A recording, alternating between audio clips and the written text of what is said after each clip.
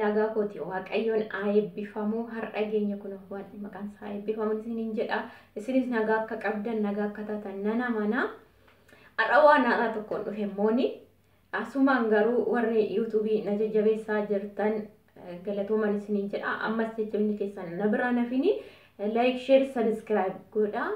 ijoollee biraatiifis share godha information kana akka argataniif jechuudha kanaaf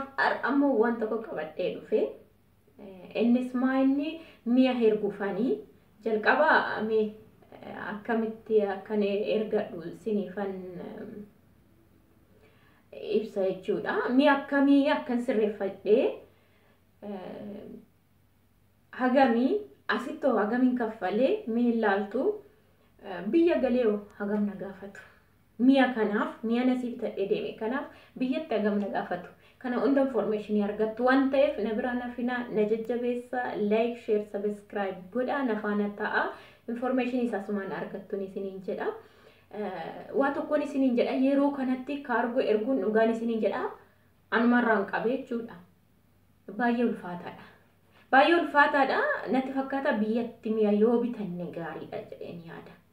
maaliifi amma gabaan gurraachi dabalee jira biyyatti yeroo gallee birri hasitti amma fakkeenya waan tokko mi'a tokko binnu birrii sana otoo jijjiirree biyyatti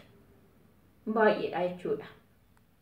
እና asitti immoo wanta baay'ee qaba dhugaanii jalqabannaan ji'a sadan kana jechuudha birrii jaanaan jedhanii birrii 6 shilingii horii sin jiru jechuudha amma garuu birrii 7 shilingii naan jedhan herguutti naan kaa'u jechuudha birrii 7 shilingii kana meeqatti jijjiirtu har'amee fakkeenya dirhama Dubaay birrii 7tti meeqa dhufa kiiloo tokkotti jechuudha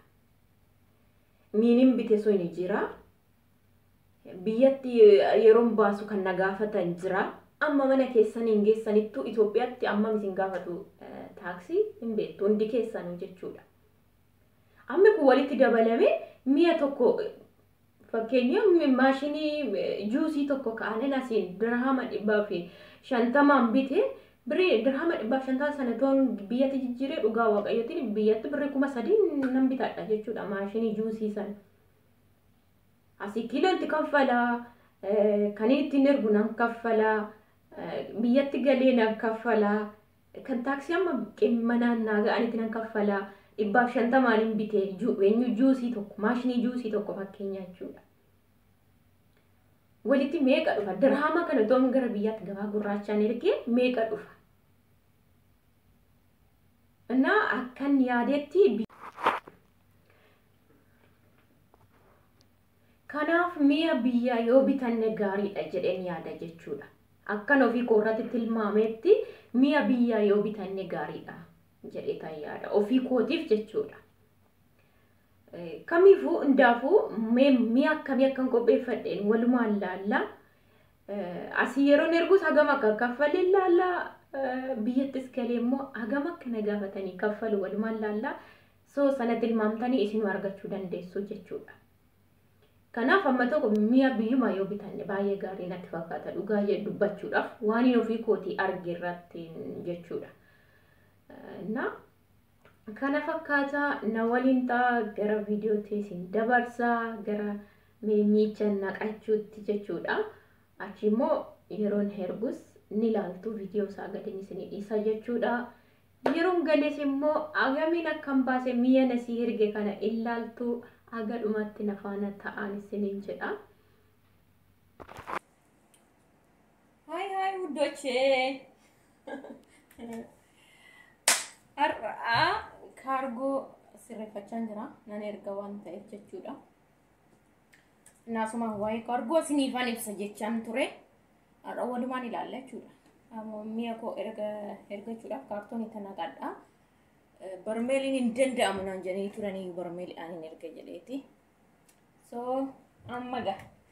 walumaan gara sirreessuu deemnaa kun guddinaan koos jirti walumaan sirreessinaa jechuudha okay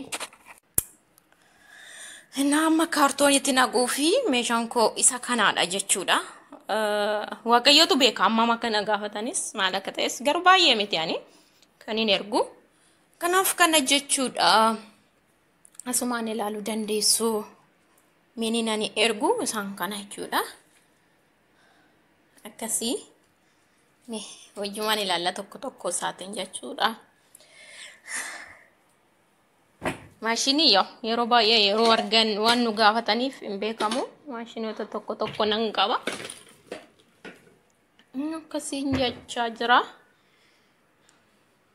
Kanaadha.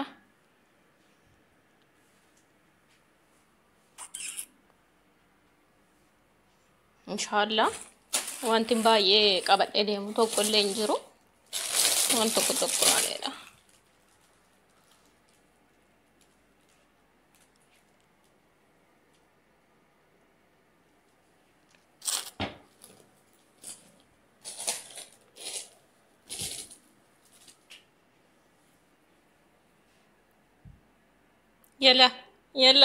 Yalla.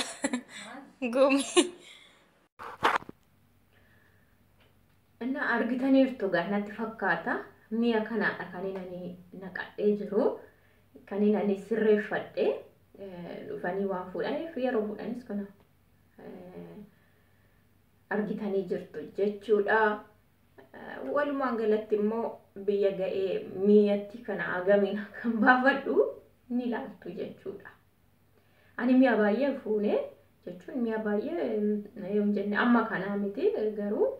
iski suma jiru kan normaalii waa viidiyoo man isinitti agarsiise kana naqadhee ergadhee mee biyyattuu agam na gaafatu tilmaama isinuu ilaaltu jechuudha. Kanaaf walumaa galatti akkan tilmaamee ilaalee argetti mi'a keessan biyyaa yoo bitattan gaariidha. Birrii keessan kana jijjiirrattanii biyyatti ergattanii jechuudha. Dhugaan jedhe birriin amman asitti fixaanatu beeka.